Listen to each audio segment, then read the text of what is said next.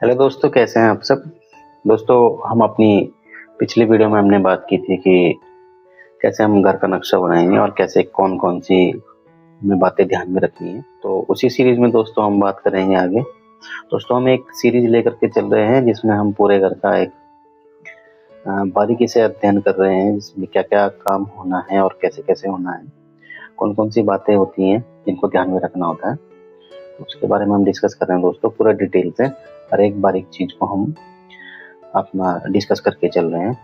तो उसी में आज देखते हैं आगे हमें क्या करना है। तो दोस्तों, बात की थी हमने बाथरूम की, कैसा होना चाहिए और कितनी डायमेंशन वगैरह होनी चाहिए। साथ में हमने किचन की भी बात कर ली थी। तो अब बारी आती है दोस्तों लॉबी की। तो लॉबी दोस्तों, लॉबी का काम जो मेन होता है दोस्तों, ये घर के एक बीच में ऐसी जगह होती है, पूरे घर के जो सेंटर ऑफ पॉइंट है, ऐसी जगह होती है जहाँ से सब जगह के लिए एंट्रियाँ जो है हमारी खुलती हैं। सपोज करो हमारी जो बाथरूम हो गई, हमारे जो किचन हो गया, बेडरूम हो गया, तो सब जगह के लिए दोस्तों यहाँ से एंट्रियाँ होती है। तो सब जगह के लिए दोस्तों यहाँ से एंट्री वगैरह हमें उपलब्ध होती है। तो लॉबी का काम दोस्तों यही होता है मेन, कि हर जगह आसानी से पहुंचा जा सके। सेंटर ऑफ पॉइंट घर का माना जाता है लॉबी को। दोस्तों, लॉबी ऐसी होनी चाहिए जहाँ सभी रूम्स में, किचन में या जहाँ भी हमें जाना हो, सभी जगह के लिए दोस्तों एंट्रेंस हमें पर्याप्त मिल सके। और कई बार ऐसा देखा गया है दोस्तों, जब प्लॉट में जगह की कमी होती है, जब घर में जगह की थोड़ी कमी होती है, तो लॉबी के साथ ही हम अक्सर डाइनिंग को कर देते हैं। डाइनिंग जो एरिया होता है, लॉबी एरिया, वो इकट्ठा ही कंबाइन हम कर देते हैं।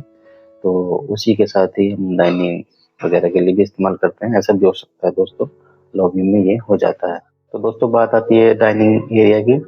तो डाइनिंग एरिया के ही बारे में हम बात कर लेते हैं। डाइनिंग एरिया दोस्तों ऐसा होना चाहिए कि किचन से दोस्तों ज़्यादा दूर ना हो, पास में पड़ता हो किचन के, इतनी जगह पर्याप्त हो कि जितने हमारे घर के फैमिली मेंबर हैं तो उनके लिए पर्याप्त जगह हो उसमें, डाइनिंग में, ताकि वो एक साथ जो है कोई भी अपना काम करना हो, कोई भी बैठ के खाना खाना हो वगैरह, वो निपटा सके।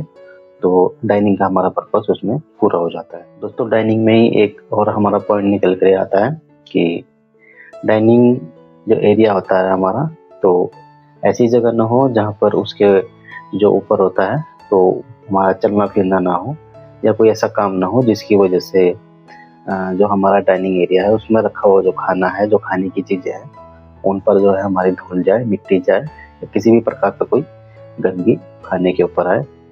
तो डाइनिंग का जो एरिया होता है दोस्तों, पूरा ऊपर तक खाली होना चाहिए, उसके ऊपर से कोई गुजरना नहीं चाहिए। ऐसी जगह सेट करें कि उसके ऊपर कोई जा ही ना पाए। जैसे जो हमारी जीने के नीचे की जगह होती है, तो कई बार लोग डाइनिंग जो है वहीं पे बना देते हैं, लेकिन जब जीने पे चलना फिरना होता है, जो सीढ़ी पे हमारा जो आना जाना होता है, उसकी वजह से धूल हमारे खाने में जाती है दोस्तों। तो इस चीज़ को अवॉइड करें। डाइनिंग एरिया हमारा ऐसा होना चाहिए जहाँ ऊपर से पूरा खाली हो, ऊपर से पूरा स्पेस उसको खाली मिल सके। उसके बाद दोस्तों बात आती है टॉयलेट की।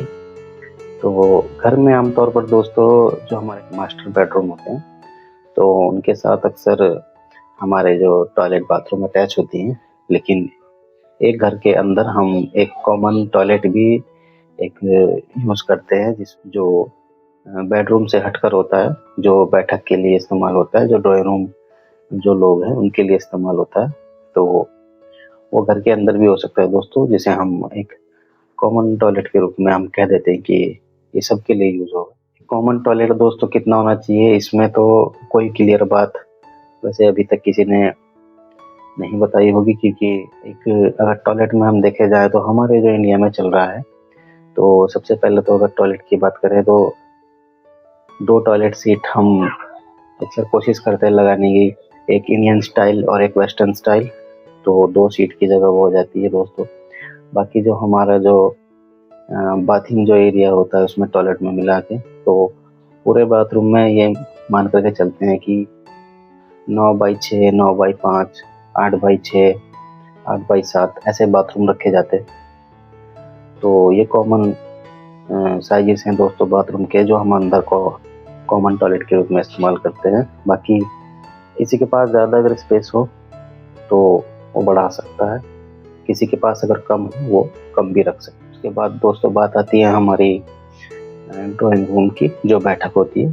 तो बैठक दोस्तों लॉबी, डाइनिंग एरिया और बैठक इकट्ठे भी ले सकते हैं। कुछ लोग उसको बैठक को जो है हमारा ड्राइंग रूम अलग बनाना पसंद करते हैं, ताकि जो भी कोई अदर पर्सन जो घर में आए उसकी एंट्री ड्राइंग रूम में हो, वहाँ से वो बाहर जा सके, अंदर घर में उसकी एंट्री ना हो।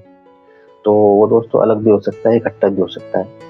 और ड्राइंग रूम का स्पेस अगर दोस्तों हम बात करें तो हमारे जो रूम्स होते हैं उससे लगभग 1.5 गुना ज़्यादा बड़ा होता है। यानी अगर हमारा 120 स्क्वायर फीट या 150 स्क्वायर फीट का हमारा जो कमरा होता है, तो ड्राइंग रूम हमारा थोड़ा बड़ा होता है, यानी 200 स्क्वायर फीट।